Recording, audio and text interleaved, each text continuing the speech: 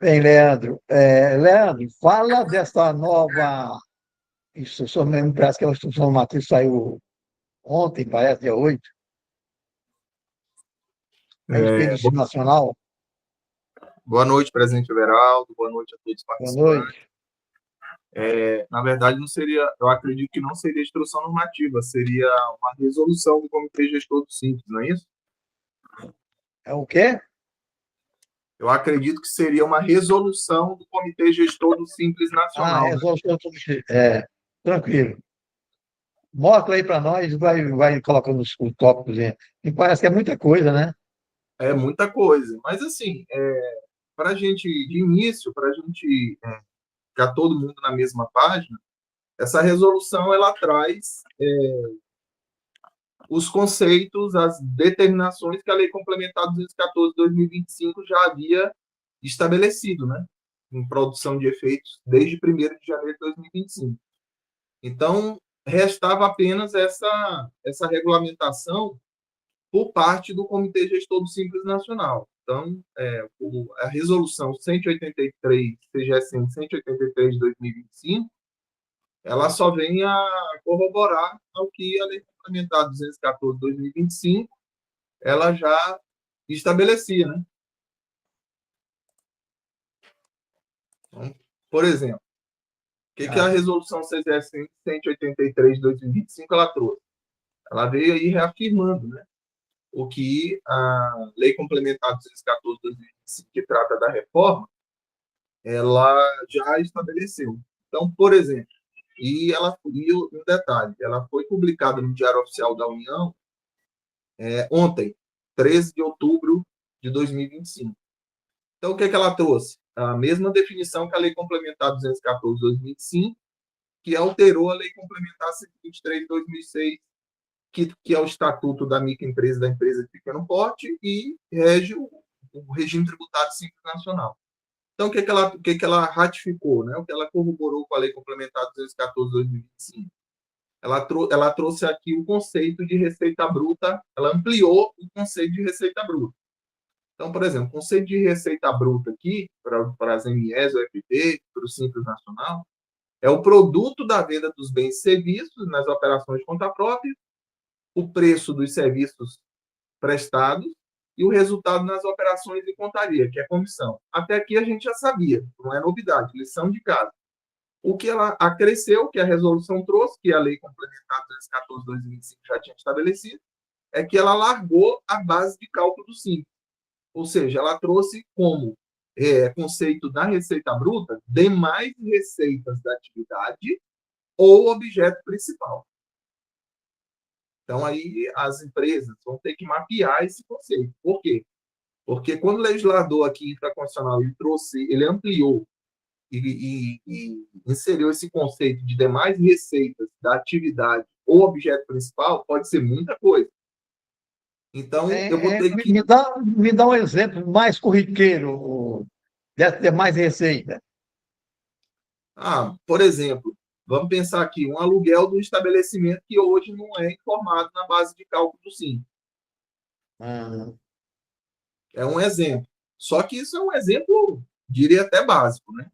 Mas aí, por exemplo, receita financeira operacional, ela pode enquadrar aqui. Só tem um detalhe que eu observei. Por exemplo, os juros e a multa, apesar da resolução CGSN 183 de 2025, ela tem ampliado o conceito, ter colocado demais receitas da atividade ou objeto principal,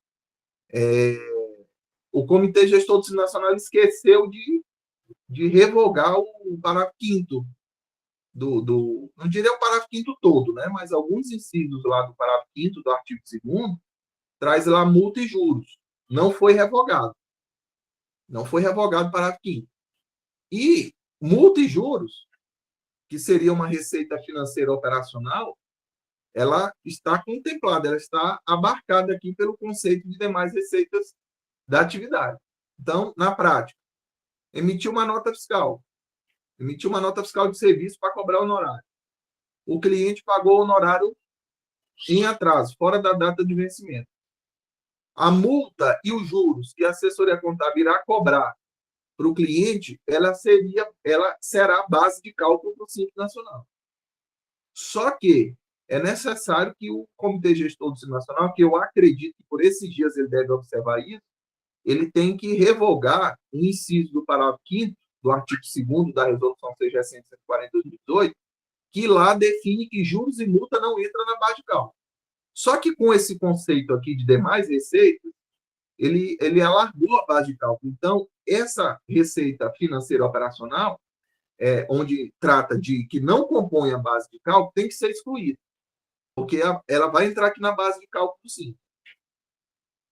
Então, esse é um ponto que a gente tem que observar.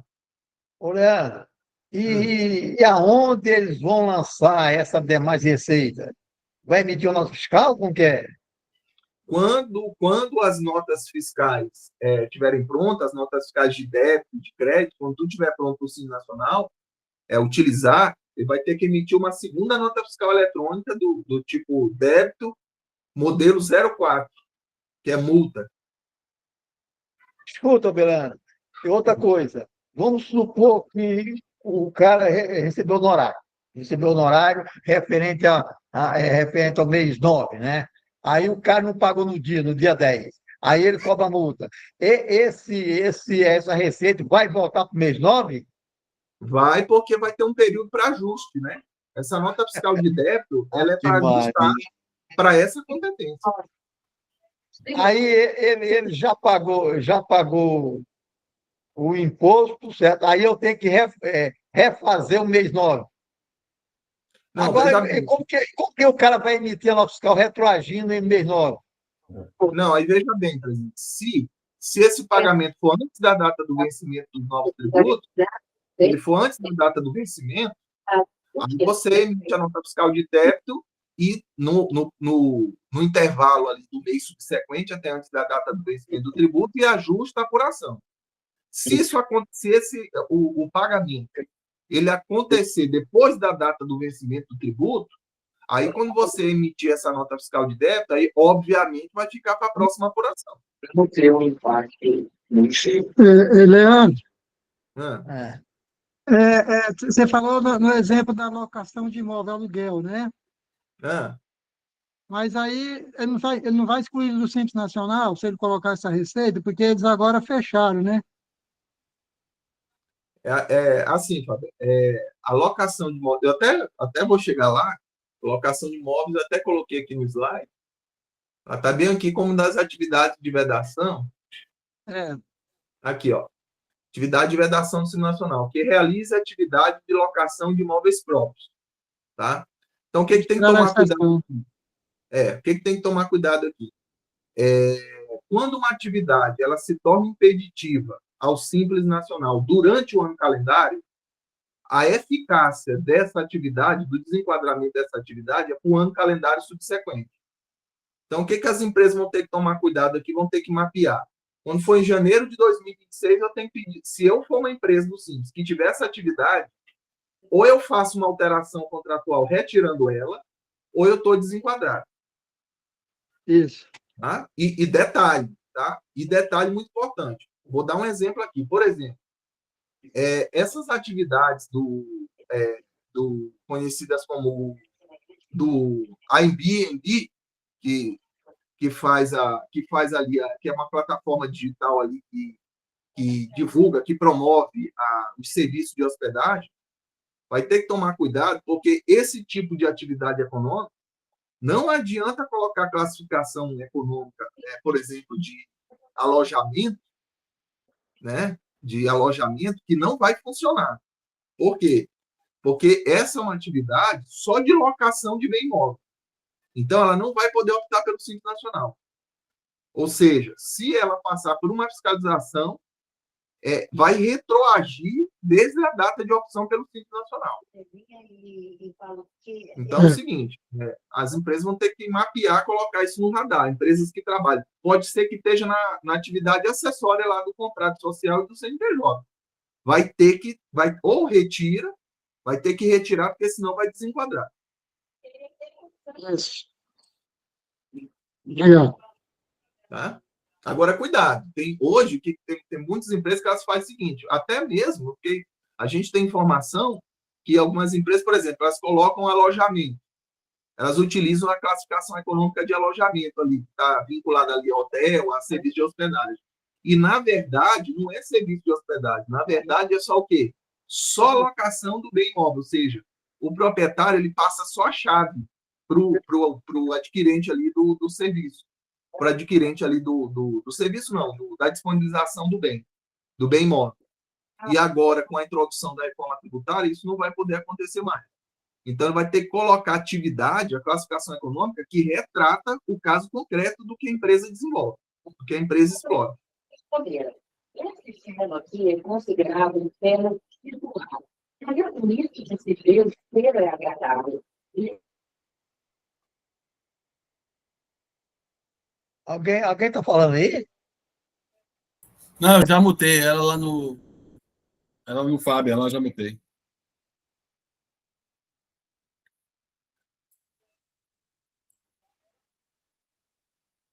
Segunda, não. Artigo 2. Bem, então, por exemplo, continuando, né? Aqui. Então, Ah. as demais receitas da atividade objeto principal, ela abarca, ela contempla várias situações ali na prática econômica da empresa.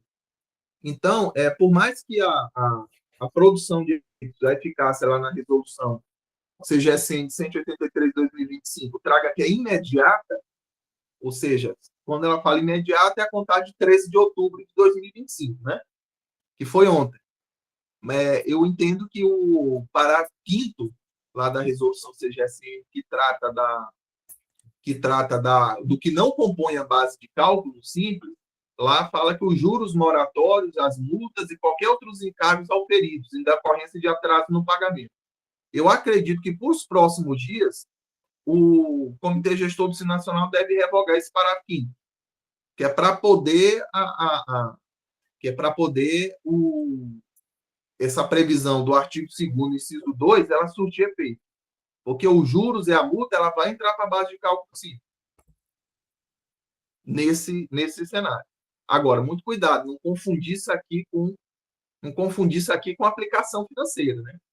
Tomar cuidado para não confundir os juros de uma cobrança atrasada com a aplicação financeira lá do banco. E aqui um outro detalhe também de aplicação imediata, tá? Segundo a resolução CGSN 183/2025. É considerar todas as receitas da atividade econômica da empresa, tá? Todas as receitas brutas auferidas em um mesmo ano calendário, todos os débitos tributários exigíveis, ainda que inscrições cadastrais distintas, ou na qualidade de contribuinte individual, tá? Ou seja, aqui a Receita Federal quer nos dizer que o rendimento do CNPJ será somado com o rendimento na pessoa física do sócio, caso ele tenha rendimento como contribuinte individual.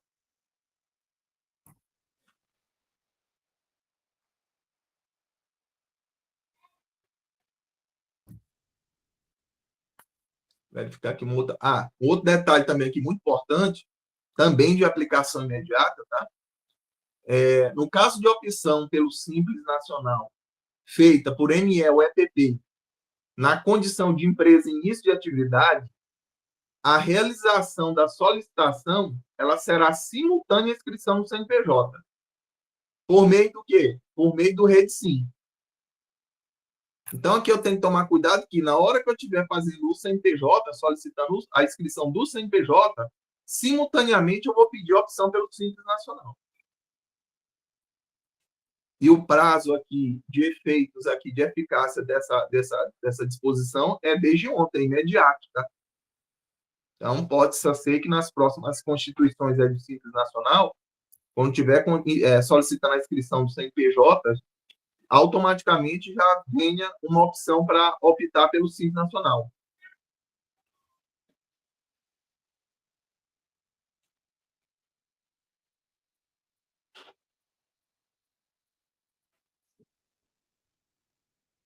E um outro detalhe também.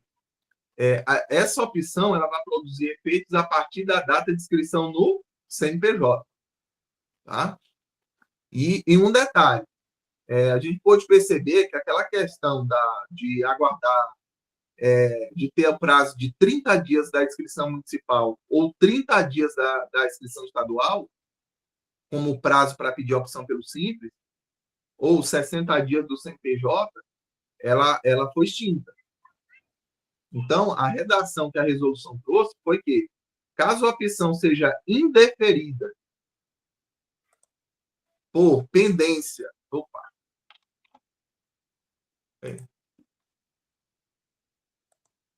Tá. Caso a opção seja indeferida por pendência impeditiva ao ingresso no Simples, o contribuinte ele poderá regularizá-la no prazo de até 30 dias, contados a partir da data de inscrição no CNPJ. Então, aquela figura dos 30 dias da inscrição municipal ou 30 dias da inscrição estadual, caso seja necessário, isso aqui foi suprimido do texto, tá? Então, agora, quando eu solicitar o CNPJ, eu já vou pedir a opção pelo Simples Nacional. E se caso houver algum indeferimento, eu tenho 30 dias para resolver da data de inscrição do CNPJ.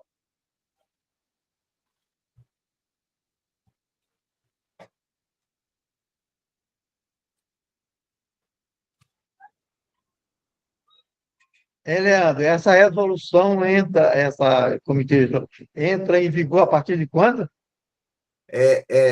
Tem artigos que a eficácia é a partir de 1º de janeiro de 2026, que trata ali das multas do PGDAS-D e da DEFIS, e o restante é eficácia imediata, a partir do dia 13 de outubro de 2025, que foi ontem.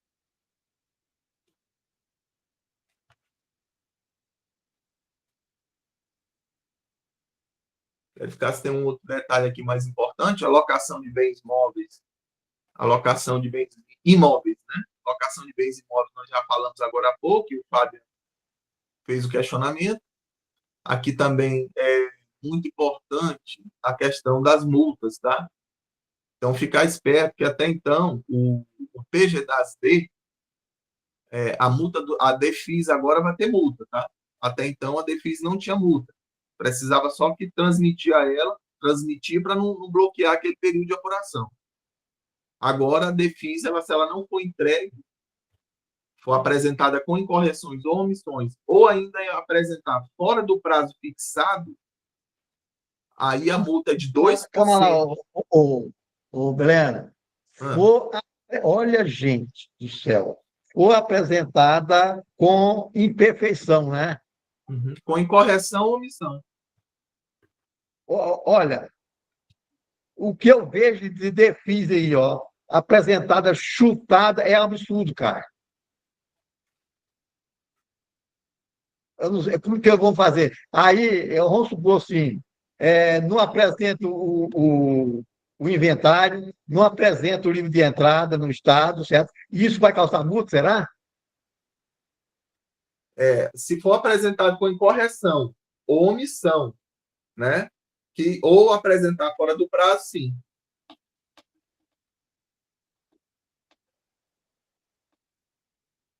Cuidado, pessoal.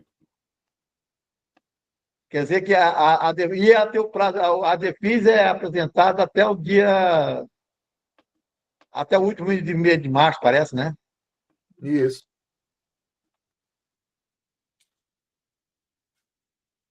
Aí a multa mínima aqui é de R$200.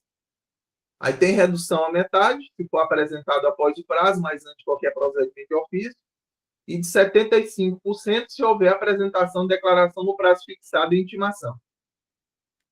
Isso aqui é a DEFIS, tá? Agora tem um outro detalhe aqui muito importante, que é o PGDAS-D, que ali vai ter a multa do PGDAS-D, que hoje, a partir do 1º dia do 4º mês do ano subsequente, a multa ela passa a iniciar a contar do dia seguinte à data de vencimento da transmissão da receita bruta do Simples Nacional no PGDAS-D. Então, por exemplo, se determinado mês é dia 20, vamos supor, estou em outubro, eu tenho que entregar 20 de novembro, um exemplo, tá? A produção de efeitos aqui é a partir da competência de janeiro de 2026. Estou só dando um exemplo aqui em 2025. Então, outubro de 2025, eu tenho até 20 de novembro, um exemplo, tem até 20 de novembro para transmitir. Se eu não transmitir até 20 de novembro, 21 de novembro já começa a iniciar a contagem da multa. O termo inicial da multa já começa 21 de novembro. Leandro, aquele Simples Nacional, quando ele descumprir o livro caixa ou a contabilidade, ele vai ser punido também? Isso aí já tem previsão já lá na Lei Complementar 123/2006. Não é com agora, não. Isso aí já existe. Já existia. Mas eu perguntando agora, será que eles vão fazer mesmo isso ou qual? Eu acredito, presidente, o seguinte, pelo que a gente acompanha da reforma tributária, pelo que a gente está acompanhando, e eu acompanho a reforma tributária desde 2019, eu não acompanho a reforma tributária de agora, eu vejo que é uma tendência, uma grande tendência para quê? Para o Simples Nacional ser pulverizado. Aí, no segundo momento, o lucro presumido, e a tendência é restar só o lucro real. Então, assim, os comandos, as coordenadas que estão acontecendo é para cruzar as informações, a base de cálculo, alargando a base de cálculo do Simples Nacional. Por exemplo, bens imateriais. Bens imateriais vai entrar para a base de cálculo simples. A gente vê aí as demais receitas da atividade. O objeto principal é um conceito muito amplo, então tem que tomar cuidado que todo tipo de receita vai vir para a base de cálculo simples. Todo tipo de receita hoje que não vem, vai passar a vir. Ainda que não esteja ali no contrato social, ainda que aquela classificação econômica não esteja no contrato e no CNPJ. Então, o que acontece? E detalhe, se o representante legal da empresa auferir receita como autônomo, essa receita dele como contribuinte individual será somada à receita da empresa para fins de desenquadramento. Ou seja, e esse desenquadramento ele pode ser para os 3.600.000 de sublimite e para os 4.800.000 de limite. Significa dizer o quê? É o fisco aproximando cada vez mais o desenquadramento simples. Se ele quer o desenquadramento simples, é porque ele quer que a empresa migre para o presumido ou que a empresa vá para o real. Então, assim, há uma tendência do Simples Nacional com o tempo. Ele, lógico, que não é 2026, não é 2029, mas há uma tendência para o Simples Nacional ser pulverizado ou ficar descontinuado com o tempo. Leandro, esse ponto aí você tocou é importante, ou seja, a partir de ontem, se eu faturo 4.700.000 e como contribuinte individual eu tenho uma receita de 120.000, eu já vou sair do Simples, né? Exatamente. Se ele tiver, eu tenho que considerar a receita dele como autônomo, como responsável legal da empresa, eu tenho que considerar essa receita e somar com a receita da empresa. Ultrapassou 3.600.000, eu tenho que observar os critérios lá do ICMS e do ISS enquanto existir, porque ele será extinto conforme as alterações introduzidas pela reforma tributária. Então, enquanto eles estiverem ativos, digamos, e não forem extintos, eu vou ter que observar esse enquadramento do sublimite dos 3.600.000, né? E depois pode acontecer de ultrapassar também os 4.800.000. Peraí, Pequeno. Alguém quer fazer alguma pergunta até agora com o que o Leandro explicou? Alguém quer fazer pergunta? Só eu estou fazendo, puxa. Alguém quer fazer pergunta aí? Everaldo, eu Fala. quero fazer. Fala. O Leandro, a empresa do Simples Nacional tem 2 sócios. Um tem receita individual, o outro não tem. E aí? Tem que somar? O que tem a receita individual vai somar com a receita da empresa. Pela madrugada. Isso aí não seria só para a empresa individual, não? Não. Mesmo a limitada, mesmo a sociedade limitada, que tem 1, 2 ou 3 sócios, Se um sócio tiver, tem que somar. Tem que somar. Sabe por quê, Abrão? Porque no dispositivo legal, ele já considera esse somatório para sociedade empresária limitada, sociedade simples e empresa individual. Mas, Abrão, Abrão, será que a atividade rural vai entrar também aí? Ah, vai, né? Mas Não tem se acepção, faz. Não tem acepção, porque produtor rural sem PJ pode ser habitante pelo Simples. E ele também pode ser na pessoa física. Eu tenho produtor rural que tem comércio e é produtor rural. Exatamente. A empresa dele está no Simples e a atividade rural dele é alta. Por isso que eu estou fazendo essa pergunta. Aí está fora. Vai ficar fora, né? Fez excepção nesse caso, não, Abrão. Como é que é? O legislador ele não fez acepção nesse caso. Sei. Qualquer tipo de receita. Exatamente. Ave Maria. E outro Está detalhe, lascado, hein, Abrão? Muito produtor rural aí que tem empresa vai E pular pior, fora. Abrão, Abrão, que a partir do dia de ontem, né? Esse é de ontem também, ô Leandro, ou é esse janeiro? dispositivo eficácia imediata, né? Imediatamente. Então já está isso, valendo. Abrão? Já está valendo para o ano 2025.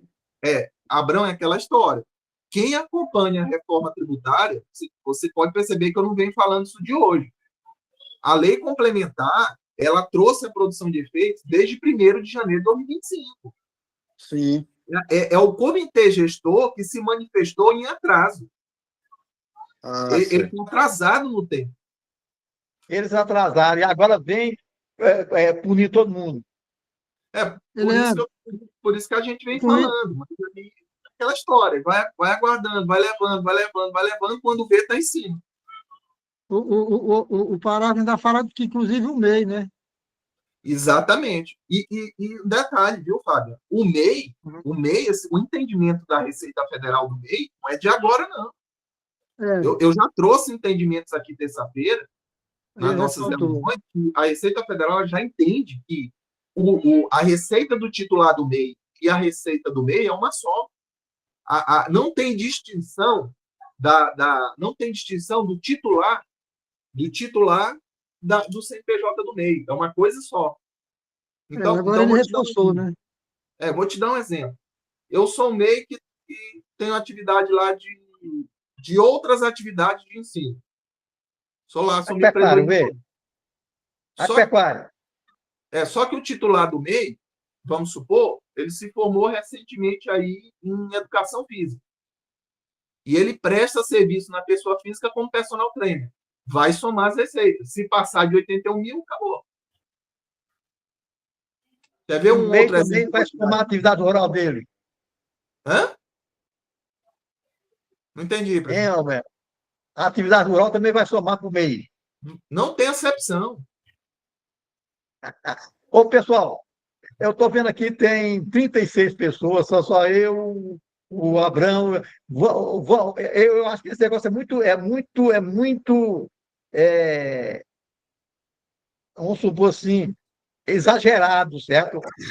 Alguém quer fazer pergunta a respeito do assunto? Vai, o Greg, quem? Jorge. Estou acompanhando o bate-papo de vocês aí, já acompanho há algum tempo o sindicato. Gente, será que assim, tudo bem, está na lei, mas qual é o mecanismo que a Receita Federal vai ter para fiscalizar todas essas alterações? Porque se a gente olhar por questão da legislação atual, existe punições, N punições, e o que a gente vê é o que não acontece muitas das vezes. Está na lei, mas não é fiscalizada. A Receita Federal vai ter braço para fiscalizar isso tudo? Vai ter, como se diz, software para poder fazer esse cruzamento de informação? E outra coisa também, do ponto de vista social, a hora que isso bater na população, que a população vê que ela está sendo arrochada, sufocada, será que essa legislação vai parar de pé mesmo realmente? Porque até agora o que eu estou vendo fazer é um terrorismo danado em cima dessa reforma tributária.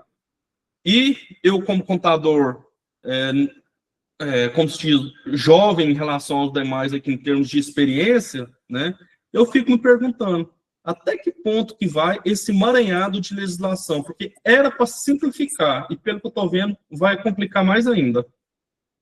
Hein, George? Antes o menino responder, depois do menino. Esse é financeiro, o é financeiro de quanto que é, o Leandro? 2013, né? Isso. Ele entrou em vigor 2013. Everaldo, ele entrou em vigor para valer em dezembro de 2015. 15. Entrou de... O é financeiro vai pegar tudo, cara. Viu, George? O é financeiro vai pegar tudo, tá? Domingos, fala. Boa noite. Boa noite. Me diga uma coisa, eu quero saber se o rendimento do trabalho assalariado, um sócio, ele tem alto rendimento do trabalho assalariado e ele é sócio de uma empresa. Isso vai impactar na receita da empresa para a questão de enquadramento e desenquadramento?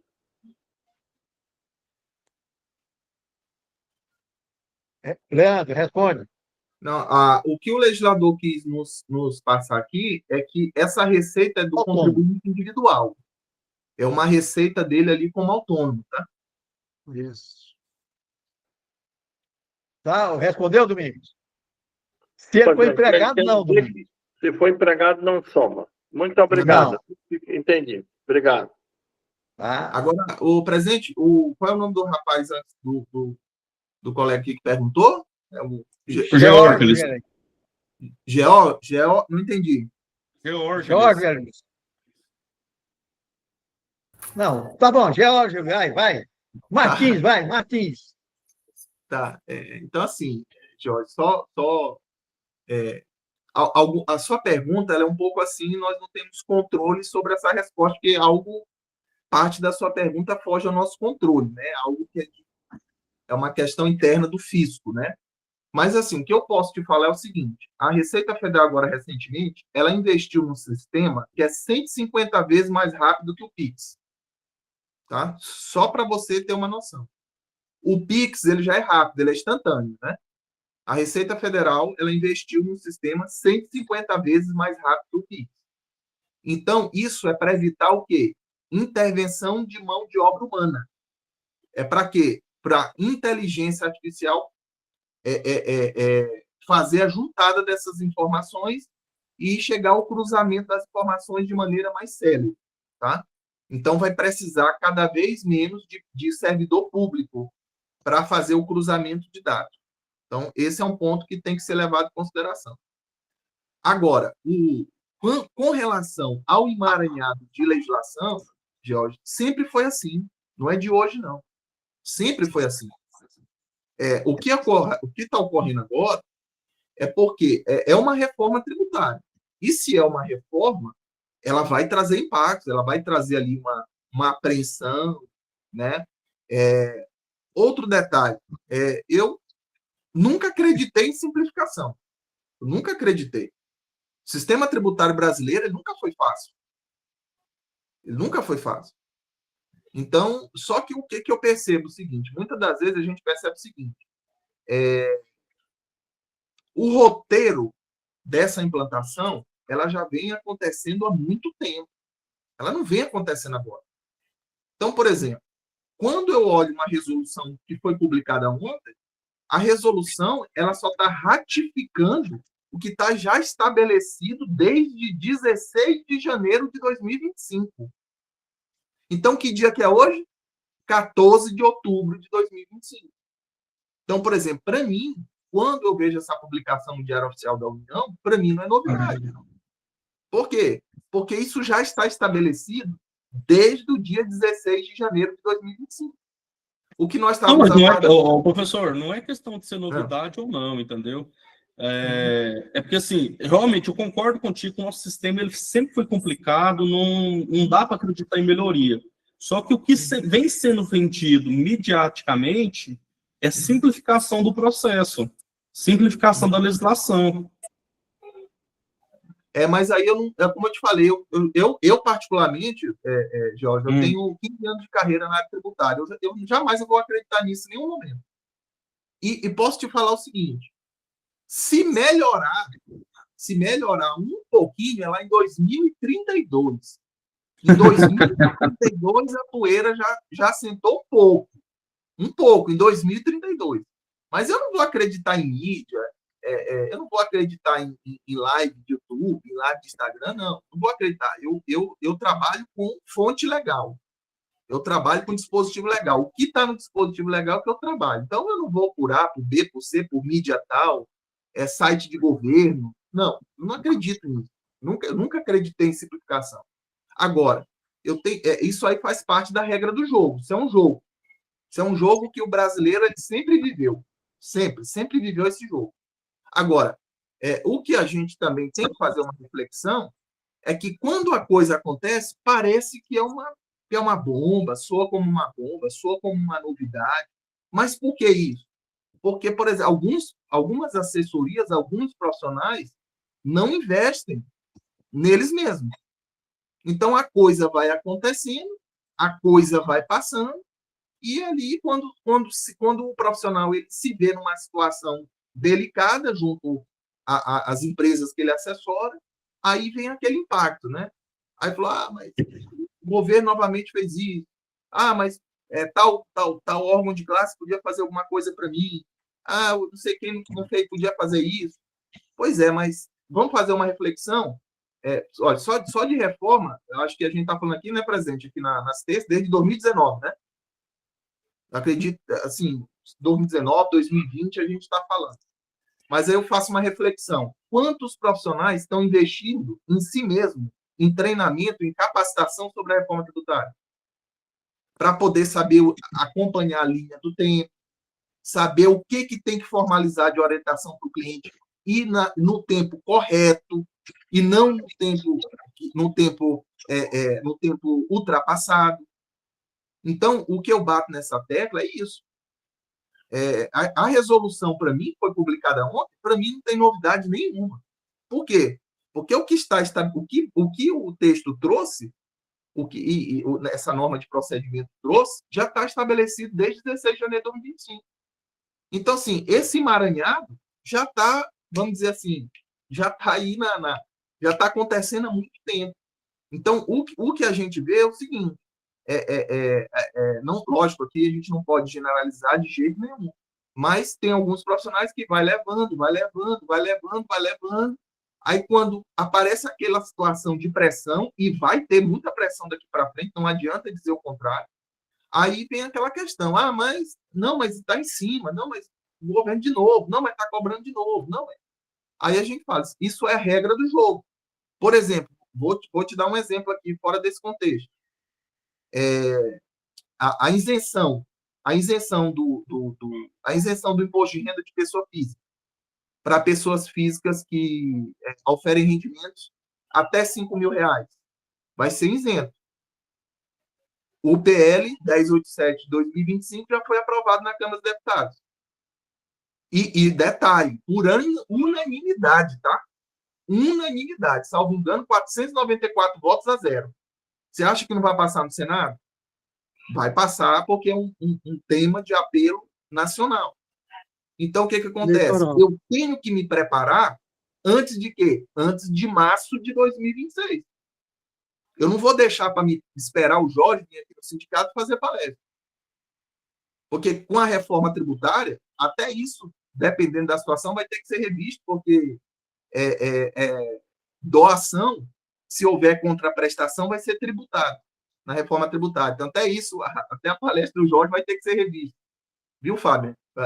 Na época daquela palestra do imposto de pessoa física, porque aquele PIX que é feito para ele, por exemplo, ele enviar alimentos para uma instituição de caridade, vai ter que tomar muito cuidado com isso, porque vai caracterizar a contraprestação pela palestra dele do imposto de renda. Então, vai ter que tomar muito cuidado com isso. Então, assim, Jorge, só para não me alongar mais, estou vendo que a presença do Sena que é a palavra. A gente não... essa é a regra do jogo. E aí eu falo o seguinte, se nós quisermos continuar a assessorar a empresa principalmente a partir de janeiro de 2026 agora, nós temos que investir em nós mesmos, sair do ambiente da gratuidade, sair do ambiente da reclamação, sair do ambiente de depender de uma classe A, classe B para promover alguma coisa, e os próprios profissionais têm que fazer por eles mesmos, se quiser continuar assessorando a empresa a partir de janeiro de 2026. Não tem outra saída, é o país que a gente vive e essa é a regra do jogo. Lucena, Presidente, quero um pouquinho, Fábio. Olá, olá, gente, boa noite. Só Boa colaborando um pouquinho com o que o Leandro está falando, gente, é isso aí, ó. A gente às vezes está gastando a nossa energia, eu tô fazendo um desabafo, falando que é ilegal, e questionando o emissor de nota da prefeitura, que a prefeitura não vai dar nota gratuita. A gente perdendo tempo, brigando pelo empresário, que tem emissor no mercado de 50 centavos a nota, em vez da gente pensar o seguinte: a obrigação da emissão da nota é de quem? É do cliente. Nós não temos nada a ver com isso. A nossa obrigação é a orientação e a forma de emitir a nota com o cadastro do produto. A gente tem que pensar na entrega da contabilidade, nas obrigações, no nosso conhecimento técnico, e a gente perdendo tempo com obrigação que é do empresário. E aí é a inversão, que está uma coisa que está me preocupando muito. Se a gente está perdendo tempo para defender coisa que não é da nossa responsabilidade, será que a gente está fazendo o que é da nossa responsabilidade? Será que a gente está gastando essa energia? Não, seu Everaldo. Eu comentei com o Leandro esses dias. Eu estou horrorizado com meus cabelos brancos de tantas pessoas com questionamentos errados, que não conhecem os códigos, que não conhecem o princípio das notas e que não conhecem classificar o que é nota de comércio e serviço. Ô, Sucena, mas aquela que eu reclamei de você foi a minha nota, o meu escritório. Né, o seu questionamento era de retenção. Era de uma questão de retenção. Eu nem me lembro, mas eu vou falar o seguinte: o contador, às vezes eu ajudo muito aqui, e aí primeira coisa que eu pergunto: é serviço ou comércio? É serviço, mas na hora que você vai lá ver os quinais, é tudo de comércio. Então, assim, aí, o senhor Everaldo, é o que o senhor tem sempre falado, é a qualidade na entrega. Nós somos contadores. Mas você sabe o que nós estamos parecendo? A gente está parecendo igual era em outros países, que você tem 3 tipos como se fosse de contador. O que só executa, o que analisa e o que realmente o responsável, que é o contador, só assina. A gente quer fazer só o chão de fábrica. O mais do mesmo, a obrigação. Eu pergunto para vocês, os clientes do Simples, que a maioria está aqui, do Simples, né? Vocês já chamaram para fazer cálculo? Vocês já chamaram para falar se vai fazer a opção tributária em setembro, para fazer o recolhimento do IBS, CBS por fora, ou se vai ficar dentro? Porque nós temos 4 ou 5 setores do Simples que vão pagar imposto demais. E aí? Não, o pessoal está perdendo. Silêncio. Se não emitir a nota corretamente, vai pagar. Se não emitir dia 5 de janeiro a nota correta, ele já vai ser obrigado a aplicar a multa e recolher 1% de CBS e IBS, não é, Leandro? É isso aí. De imediato. É isso aí. Outra coisa. Agora, para isso acontecer, presidente, é uma discussão que eu coloquei no grupo, em alguns grupos. A responsabilidade é de quem? A responsabilidade de avisar o empresário é do contador, mas a responsabilidade do cadastro dos NCMs, do cadastro dos códigos, é do sistema ou é do contador?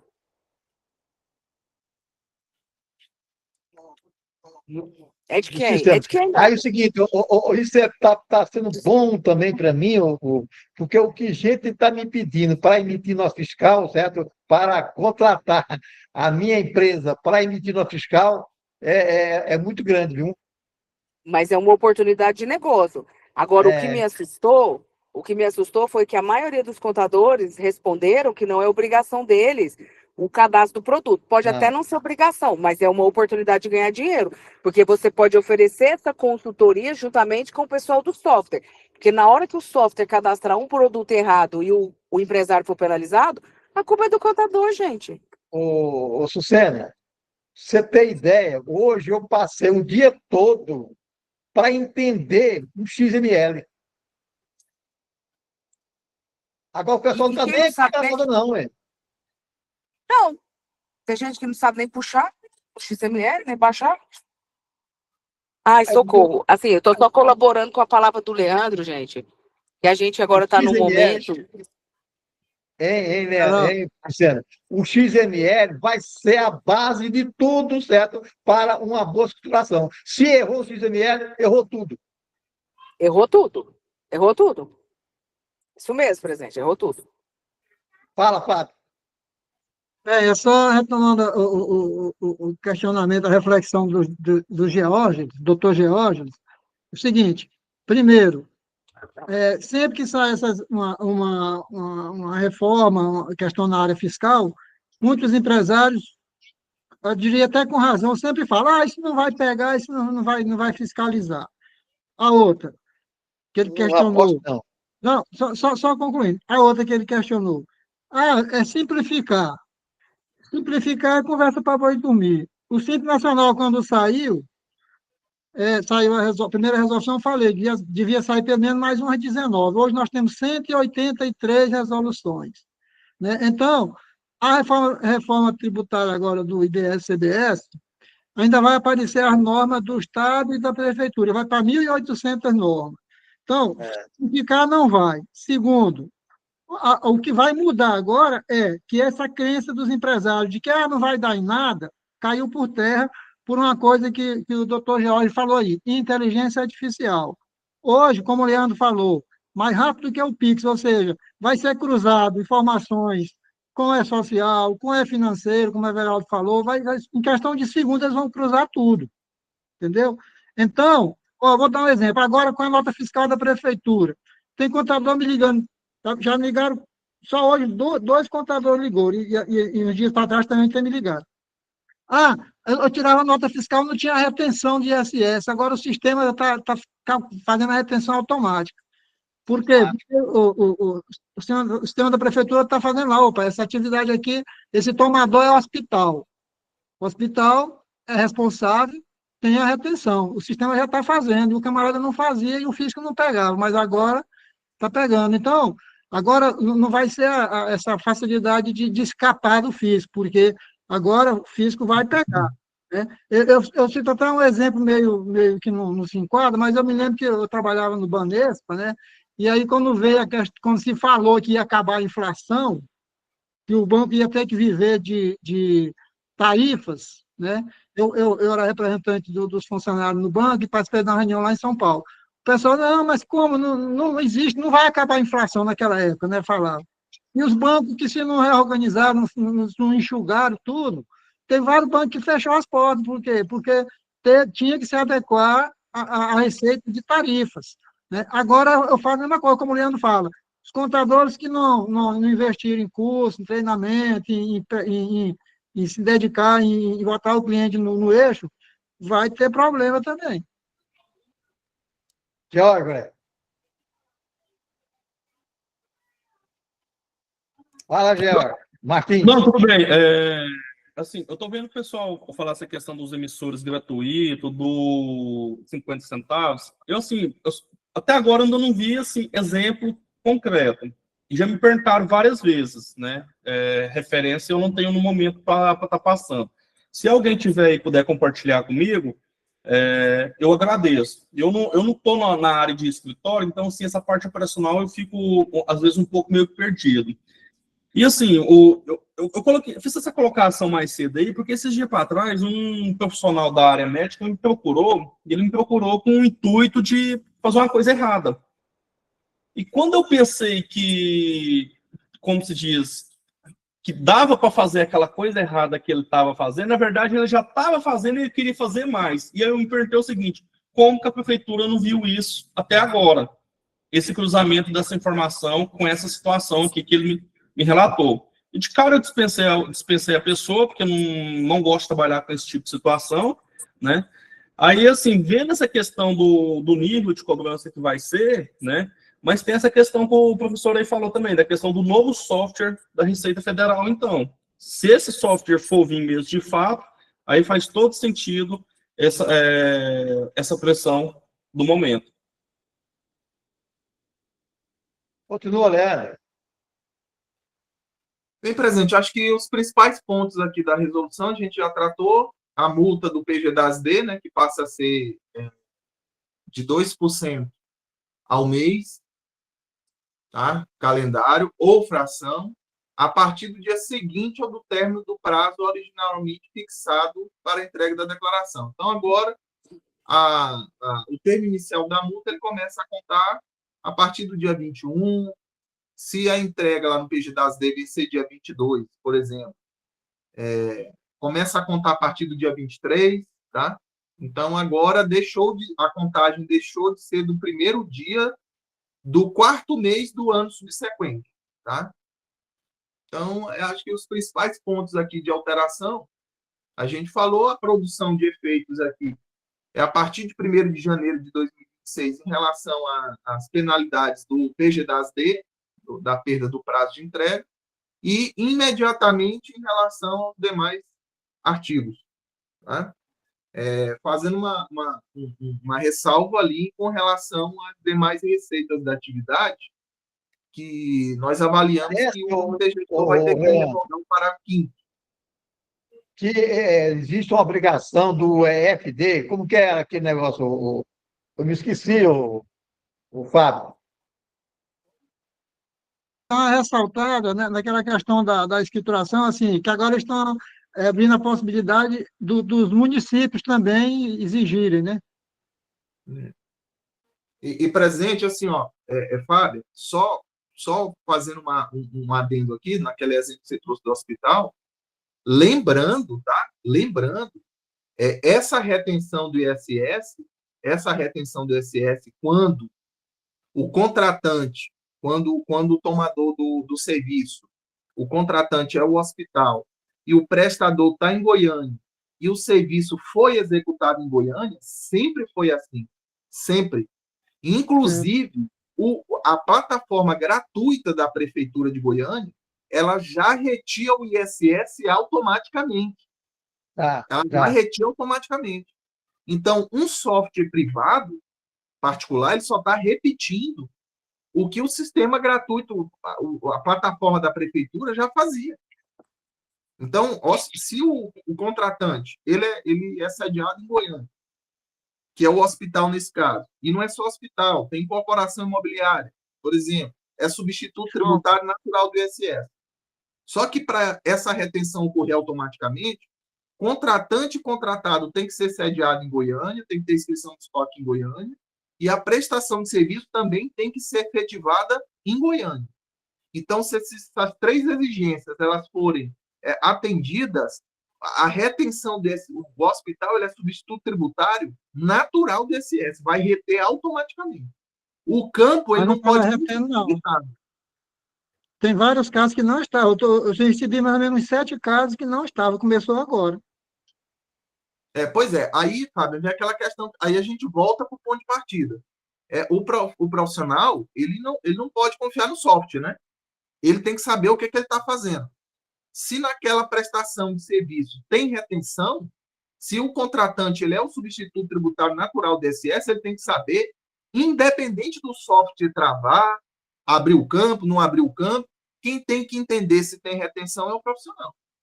Agora, Fábio, só para você ter uma ideia, vou compartilhar aqui uma coisa que eu vi nos grupos essa semana, não sei se foi essa semana agora, se foi segunda-feira ou foi semana passada. Só para você ter uma ideia, Fábio, o tanto que alguns profissionais eles estão entendendo de reforma tributária. A pessoa falou que o IBS e o CBS ele não é somado ao valor total do produto, ele faz parte do valor do produto. Quer dizer, ele quis dizer o seguinte, que o total, que os novos tributos não vai somar com o valor do bem ou o valor do serviço. Que o valor do IBS e CBS ele já é embutido no produto. Quer dizer, totalmente equivocado. O IBS e o CBS ele vai somar com o valor do preço do serviço ou com o valor do preço do bem, que vai ser igual ao total da nota. Leandro, eu vi isso aí também e achei um erro. Pois é, Abrão. É essa tecla que a gente está batendo. É nessa tecla que eu estou batendo. Porque, assim, Aí você fala, outros comentários que eu vi. A prefeitura parou com esse software. Tá, quem parou mesmo, de verdade? Será que um software consegue parar um assessoramento a uma empresa? Um software, ele é suficiente para parar? Então, aí eu te pergunto, vamos fazer uma reflexão? Esse profissional que respondeu isso, será que ele fez um treinamento de capacitação na reforma tributária? Provavelmente não. Provavelmente não, Abrão. Aí fica aquela questão. Mas está ocorrendo uma pressão no momento. Não é pressão, é realidade. Se você não se adaptar à reforma tributária, você vai ter sérios problemas em assessorar a empresa a partir de 2026. Ô, Leandro. O coronel. O 2000 mesmo, entra Oi. no chat aqui e coloca aquele rapaz lá no grupo, lá, tá? Jasmar, Ok. fala. Ô, Leandro, você me desculpa a minha ignorância, mas eu acho que o preço é o total, é o imposto mais o preço do produto. Porque quem que vai pagar isso? É ou quem compra. Então não tem como eu falar que o preço do produto é 10 e o imposto é outro. Se eu estou pagando R$120 no produto, no geral, esse negócio aí é meio... Para quem compra, o produto total é R$120, é 100 mais 20. Então o preço do produto é 120. Hein? Não tem esse negócio que está falando que não é. Para um leigo, é custoso o cara entender. Não, eu estou pagando 100 no produto mais 20 de imposto. Quanto que eu estou pagando no produto? Quem está falando é o Gesmar? Isso. Gesmar, assim, o contexto que a gente quis colocar é do seguinte: o questionamento... Não, eu entendo perfeitamente o que você está falando, né? Só que quem vai pagar o preço cheio. Então é o preço do produto. Sim, só que tem um detalhe. Então às vezes fica conversando, muita conversa para encher linguiça. Porque se o produto custa 100 mais o imposto, 100, mais R$20 de imposto, um exemplo hipotético, quanto que é o produto? Só que tem um detalhe. Não, quanto que é o produto? Me responde. Depois, sem a ladainha da regra. Quanto que é R$100 mais R$20 de imposto? Quanto que é o produto que o cara está pagando? Não, o total... Não. Me responde. R$100 mais 20 de imposto. Quanto que o consumidor está pagando? Deixa eu te responder. O total... Você vai falar que a lei, não sei o quê. Mas para o leigo, ele está pagando 120 do produto. Mas só que tem um detalhe. Você falou bem, o leigo.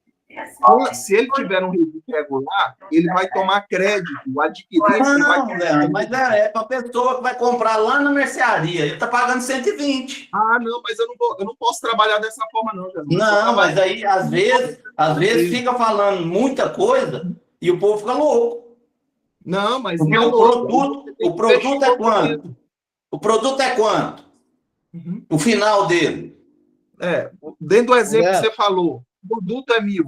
O valor do bem é 1.000. O valor do IBS e CBS é 280. Vamos trabalhar com uma lista... Quanto eu vou pagar?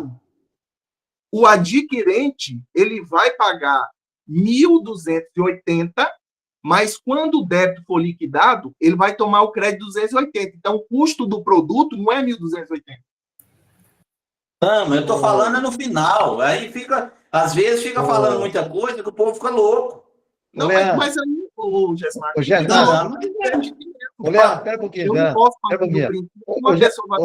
Não, tá certo. Você está falando para contador que eu vou vender esse produto para um cliente que vai absorver o produto. Agora, às vezes, quer enfiar isso na cabeça do meu pai, lá em Bela Vista de Goiás, que vai comprar um pão, aí quer que ele vai entender que o pão custa 1 e R$20 é de imposto. Ele vai pagar quanto? Que o velho vai tirar do bolso? Mas aí é que tá, Gilmar. Você não vai atender só o rapaz daquela vista que compra o pão. Você vai entender... Não, sim. Às vezes fala muita coisa para o povo ficar louco.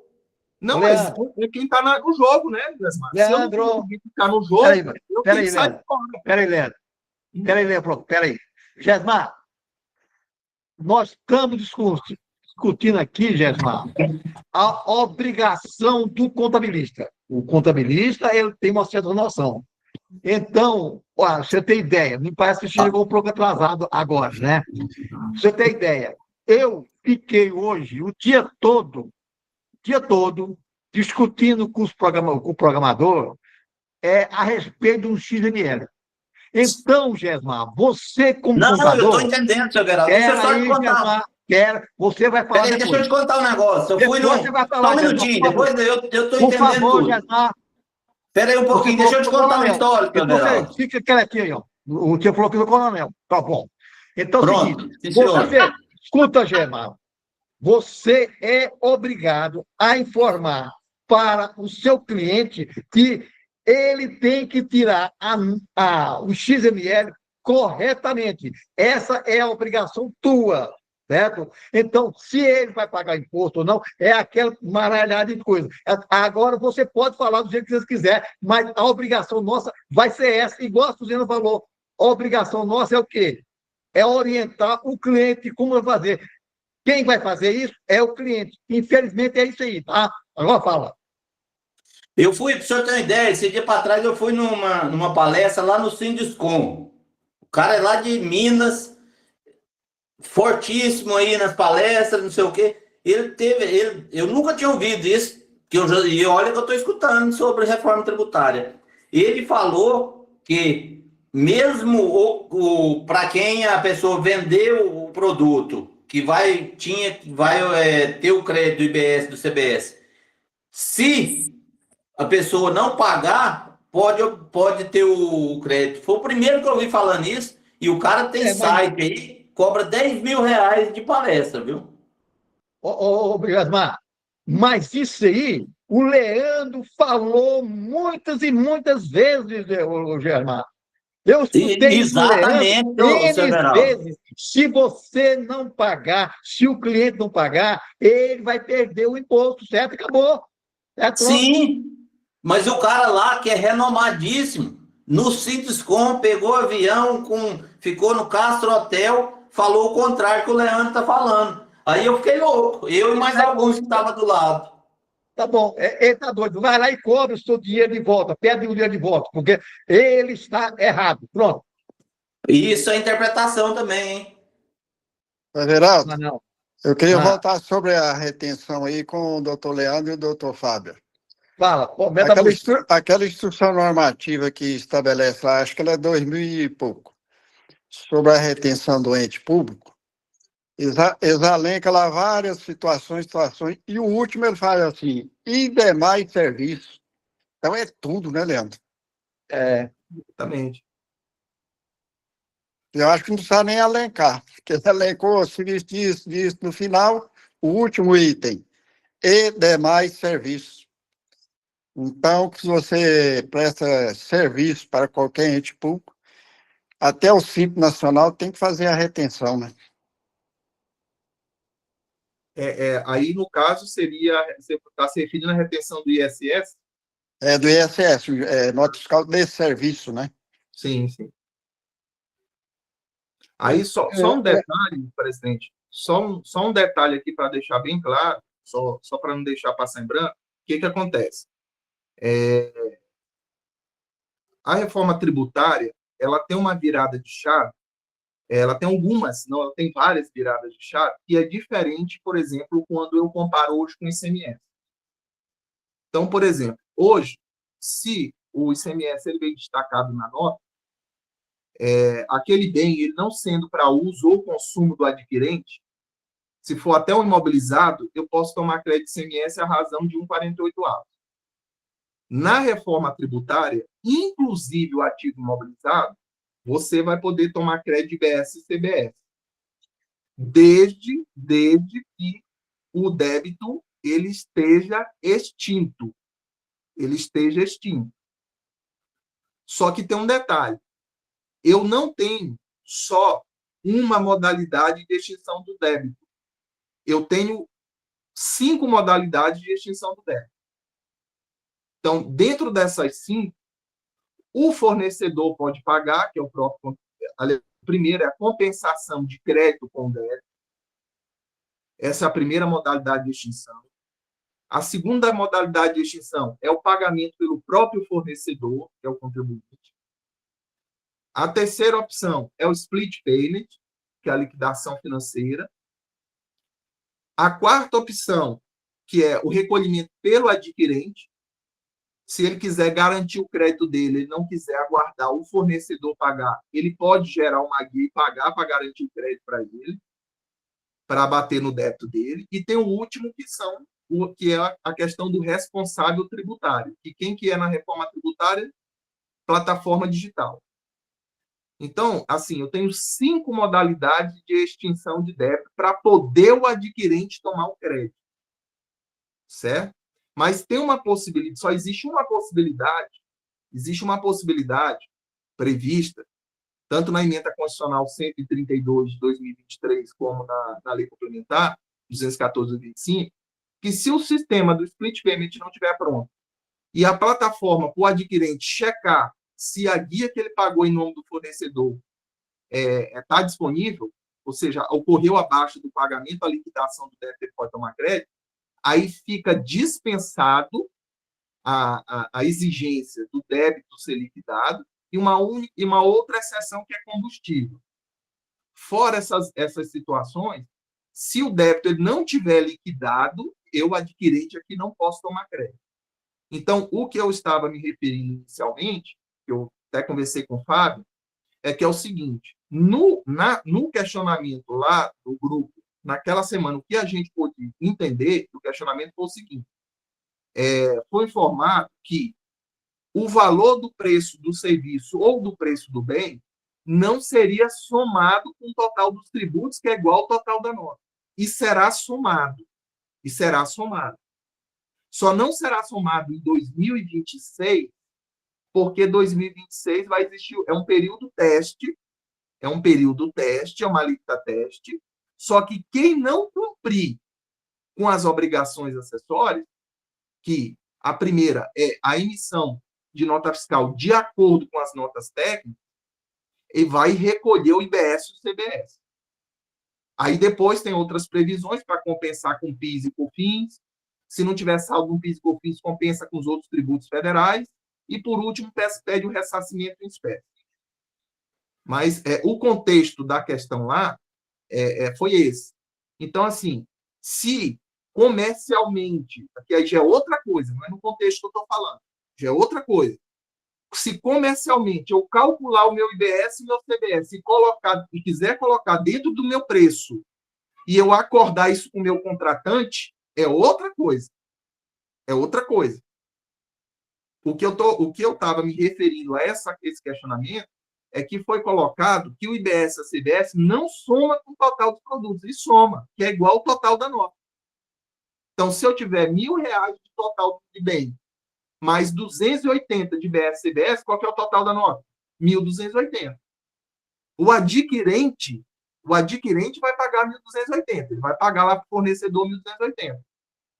Só que quando esse 280 for extinto, esse débito ele for extinto, e aí tem 5 possibilidades de ser extinto, não tem só uma, aí esse adquirente ele vai tomar o crédito de 280. Então, o custo do produto dele não vai ser 1.280, quanto ele pagou. O custo dele não é esse. Então, assim, o contexto da situação é essa. Mas, voltando, Fábio, o que eu estava te falando, aí a gente percebe o grau de profundidade que está tendo na reforma. Aí fica essa questão, por exemplo, por que está retendo ISS agora do hospital? Não, sempre reteve. Não é o programa que está trabalhando junto com a prefeitura, não é programa A, programa B, programa C. Sempre teve a retenção nesse contexto, sempre teve. Só que qual que é uma das realidades que, às vezes, a gente tem que ser franco e tem que aceitar? Muitas das vezes, alguns profissionais deixam só na conta do programa.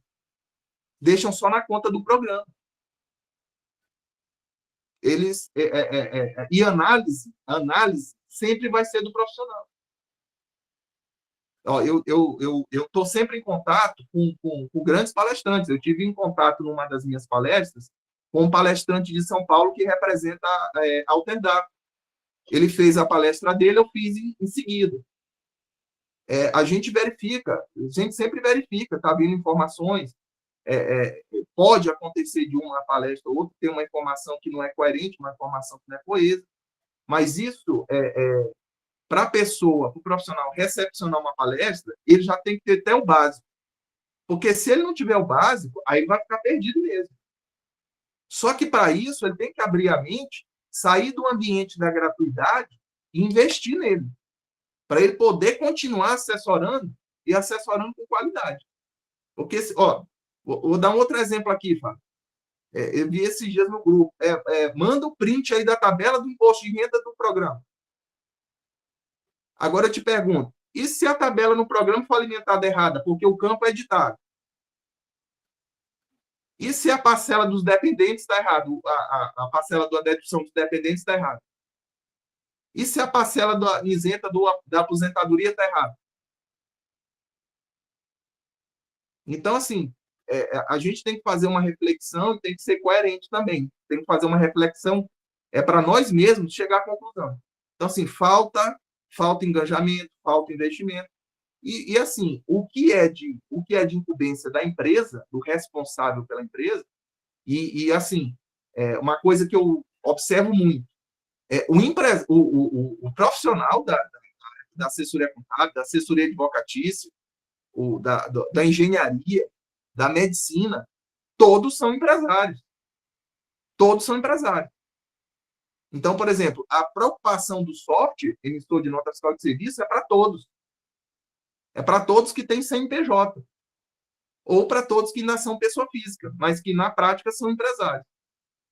Então, assim, tem que se fazer essas reflexões para agir a tempo, se espertar a tempo. Bem, pessoal, vamos explorar mais o Leandro aí. Alguém quer fazer pergunta? Alguém quer fazer pergunta? O Leandro? Fala, Georgia. Pode falar, colega. Opa, desculpa. Então, essa questão que se o fornecedor não pagar o imposto, eu não vou poder tomar crédito, está definido e não vai ficar fora da reforma tributária. Vai ser dessa forma, então, né? Não, e assim, Jorge, eu vou ratificar o que eu falei. Essa é só uma possibilidade de extinção do débito, tá? Tem mais 4. Não, eu não estou falando da questão de extinção do débito, eu estou falando dessa questão que se o fornecedor não pagar, eu não posso tomar crédito nesse quesito. Isso vai permanecer então, né? Não, vai permanecer. Só que o que eu quero exemplificar é o seguinte: qual é essa situação que vai acontecer do fornecedor ter que pagar o débito? Qual é essa situação? Só se a operação for paga em espécie. Porque se for por split payment, já é automático. Se for compensação de crédito com débito, na hora que ele liquidar o débito, o adquirente já tem direito. Se o adquirente pagar em nome do fornecedor, também ele já se legitima a tomada do crédito, a apropriar e armazenar o crédito. E se for por meio de plataforma digital, a plataforma digital já substituiu, já recolheu. Então, assim, entendendo o contexto, para o fornecedor pagar, o fornecedor recebeu do adquirente em dinheiro, em espécie. Uhum. Porque, caso contrário, se for PIX, por exemplo, se a operação for paga por PIX, o tributo ele já foi destinado imediatamente para a Receita Federal e para o Comitê Gestor do IBS. Não vai passar nem no caixa do fornecedor. Perfeito. Entendeu, Geraldo? Não, entendi, perfeito. Geraldo, quero fazer uma pergunta aí. A minha dúvida aí é o seguinte. O cidadão deixou de pagar os impostos até o dia 31 de dezembro de 2025. Aí, quando ele começar em 2026, aí eu vou aproveitar o crédito dele, ele está devendo imposto de 2025 para trás, eu não vou aproveitar o crédito dele?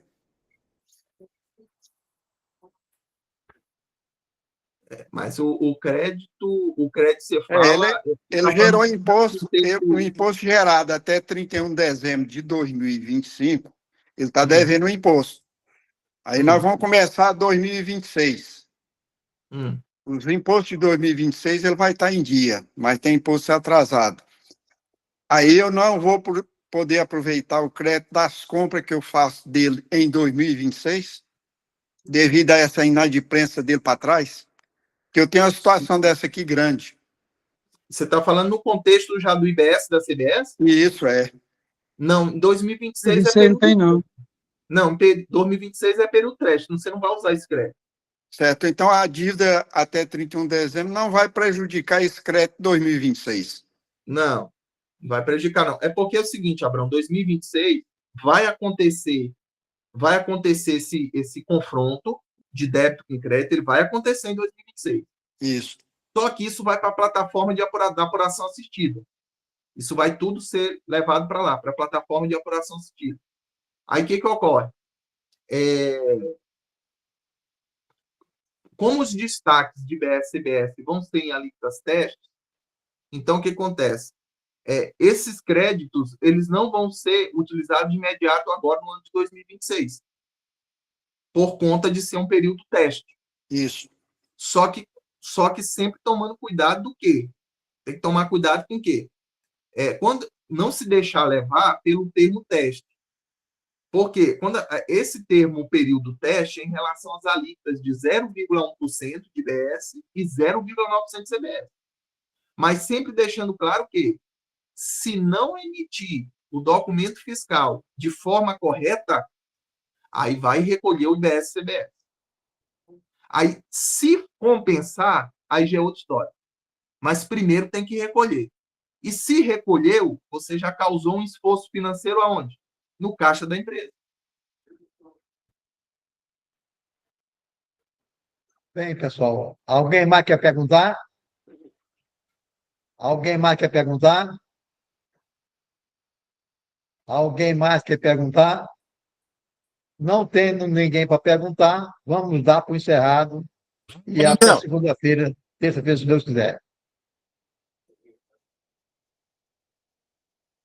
Pode sair, Leandro. O Fábio queria falar, presidente? Não sei se o Fábio queria falar. Teve não. Teve não. Não? Acho que o José quer falar. Era o que o Leandro falou. Tá bom. Seu Abraão. Oi. Eu vou mandar para o senhor o artigo 244 lá da Lei Complementar 344, do regulamento do ISS. Aí lá tem o anexo 3, que tem as atividades que tem que ser responsável para a retenção quando elas são tomadoras. Quando você presta serviço para o ente público. Não, quando o ente público já tem que reter. Tem uma instrução normativa específica, eu não lembro o nome dela agora, é 2.500 e pouco. No caso das empresas tomadoras, eu vou botar no grupo e vou mandar para o senhor. Eu vou pegar essa instrução e vou enviar para você também. Tá, ok. No caso aí, eu estou falando de empresa do Simples Nacional, por enquanto. Ela é a empresa do Simples Nacional e ela presta serviço para o ente público, ela está obrigada a fazer, o ente público está obrigado a fazer a retenção, não é isso, Leandro? Do ISS. Do ISS. Você tem que destacar lá a retenção do ISS, se você prestar para o ente público. Mesmo sendo do Simples Nacional. A questão de retenção de ISS para a empresa nacional, ele remete à obrigatoriedade da que está na Lei Complementar 116. Isso. E tem uma instrução normativa específica, eu não lembro o nome dela, mas amanhã eu passo para você. Tá. Mas nós está tudo atualizado na Lei Complementar 344. Perfeito. Amanhã a gente conversa. Beleza. Stefani, fala. Não, é só porque é outro assunto, é rápido. Posso fazer uma pergunta? Pode. Não, é porque um cliente recebeu pelo DPE do Cefaz Goiás a notificação sobre DIFAL 2020. Eu só quero saber assim, eu fiz o levantamento já, consta um pagamento que ele não fez, mas a maioria das diferenças são produtos que vêm de fora, né, dia final do mês, que chega só no mês seguinte. Primeiro, dessa forma que eu estou jogando no mês seguinte, na data de chegada do produto. Só a questão aí da pendência do DIFAL. A nota, por exemplo, de janeiro, um exemplo, foi pago em fevereiro, porque a nota com data de janeiro chegou em fevereiro. Isso aí acontece, a nota fiscal é emitida lá no estado dia 28, dia 29, Isso. e só chega aqui a partir do dia 1º, eu já tive esse problema aí. Mas é só eu aprovar e justificar lá. Justificar. Não, então entendeu? tá bom. Porque a mercadoria, né, Leandro, a gente considera isso aí na entrada do produto do adquirente, né? Na entrada do produto do território goiano.